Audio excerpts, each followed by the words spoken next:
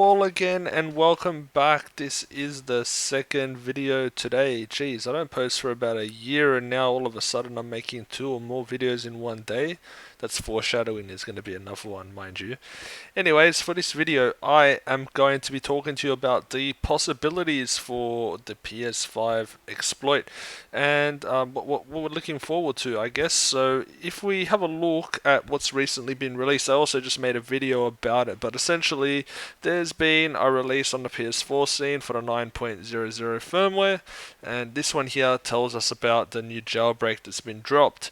Now, the good thing about this jailbreak is that it seems that some parts of this exploit are actually usable on the PS5. So in the the fine print, I guess you could say a little bit further down, we can read here, and this is a quote from the source, I guess, that a PS4 9.00 jailbreak is huge, but it doesn't stop there.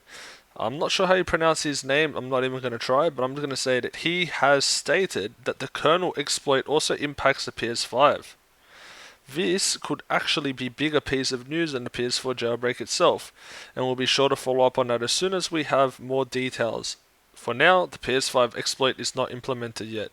He also goes ahead to say, that PS5 is not ready to be released, and the lead developer does not currently have a PS5 console.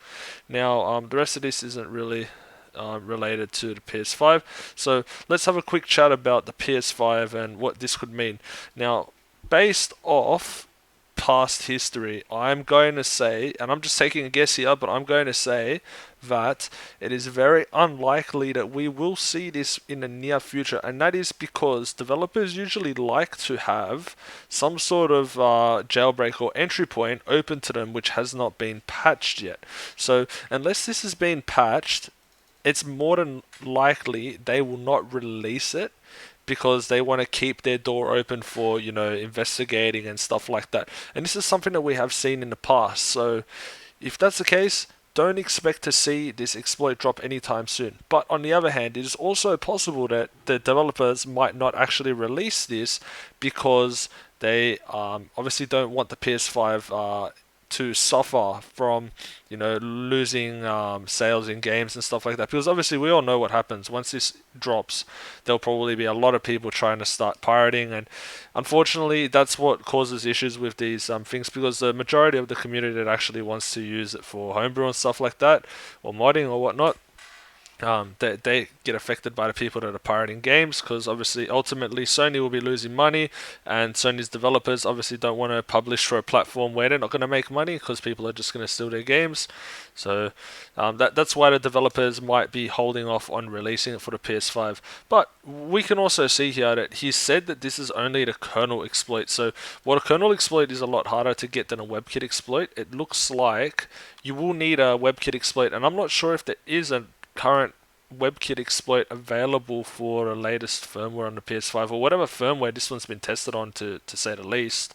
But obviously they will need to be coupled together in order for the exploit to work completely. So you'll need a WebKit exploit, which is an initial entry point, and then you will need the kernel exploit, which we have here, and it's supposed to work on the PS5.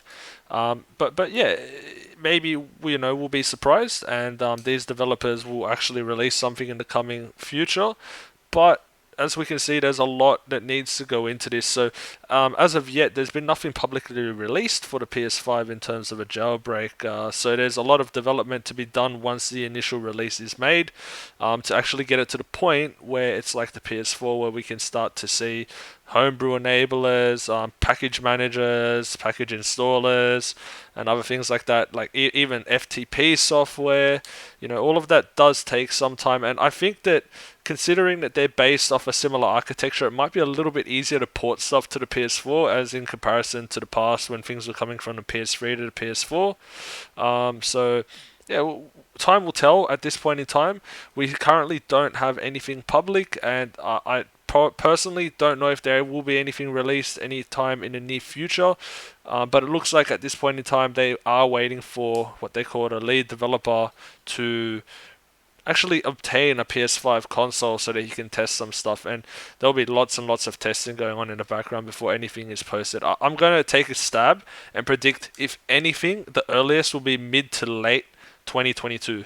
Just saying it. But if it is any earlier, I'll be reporting on it as soon as I find out, and you guys will hear about it as soon as I find out. So that's great.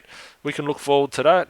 And please, if you guys have any questions in regards to the matter, just make sure to drop me a comment down below.